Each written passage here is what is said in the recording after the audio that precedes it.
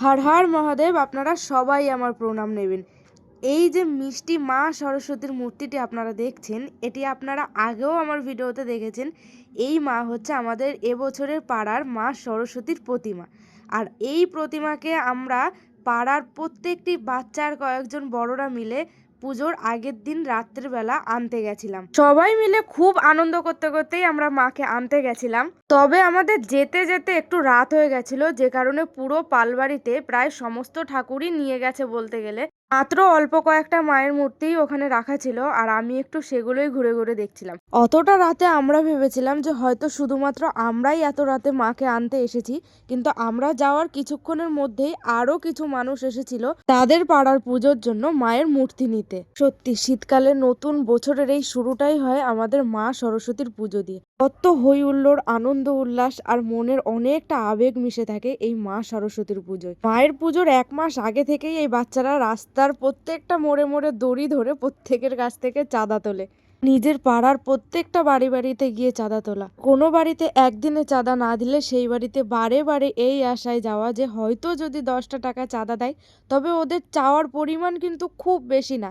10 টাকার পরিবর্তে যদি আর কিছু টাকা আপনি ওদের দেন, তাহলে ওদের আনন্দে ভরা মুখটা দেখেই বুঝতে পারবেন যে সত্যিই ওদের চাওয়ার পরিমাণ খুব বেশি না।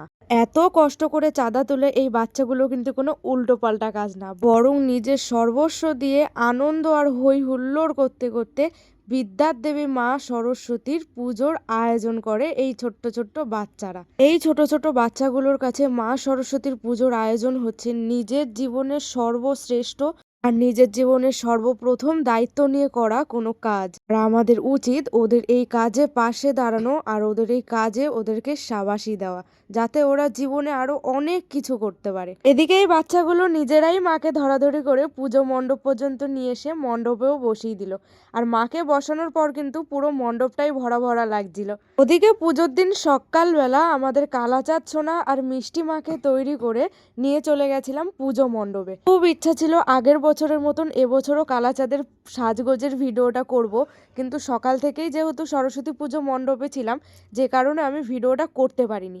এবছর কালাচাঁদকে যে পাঞ্জাবিটা পরিয়েছি, আমি যখন দণ্ডি কেটে কাশী বিশ্বনাথ গেছিলাম, তখন ওখানে আমার এই পাঞ্জাবিটা একটা দোকানে দেখে ভীষণ পছন্দ হয়েছিল। আর মনে মনে ভেবেছিলাম এই পাঞ্জাবিটাকেই আমার কালাচাঁদকে সরস্বতী মায়ের পুজোর দিন পরাতেই হবে।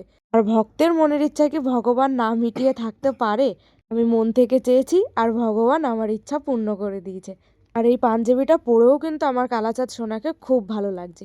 এদিকে পুজো মণ্ডপেও ব্রাহ্মণ মশাই চলে এসেছিল, আর আসার সঙ্গে সঙ্গেই পুজো শুরু করে দিয়েছিলেন। পুজো করে এতদিনের এই এত আনন্দ পুজো শেষ হয়ে গেলেই শেষ। আবার আসছে বছরের অপেক্ষা।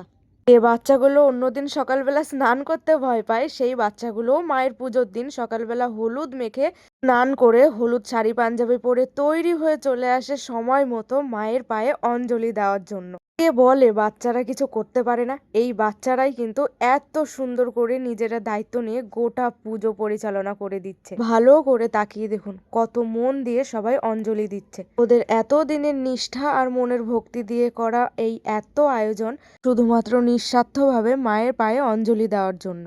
ব্যাস এটুকুই ওদের চাওয়া, আর যেটা মা সরস্বতী স্বয়ং নিজেই পূর্ণ করেন। তাই এই বাচ্চাগুলো যেখানে যেভাবেই মায়ের পুজো করুক না কেন, মা হাসি মুখেই তা গ্রহণ করেন।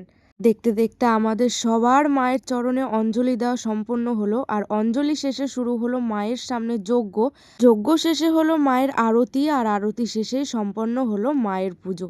আশীর্বাদ করো মা, এভাবেই যেন বছরের পর বছর এরা তোমার আরাধনা করে যেতে পারে।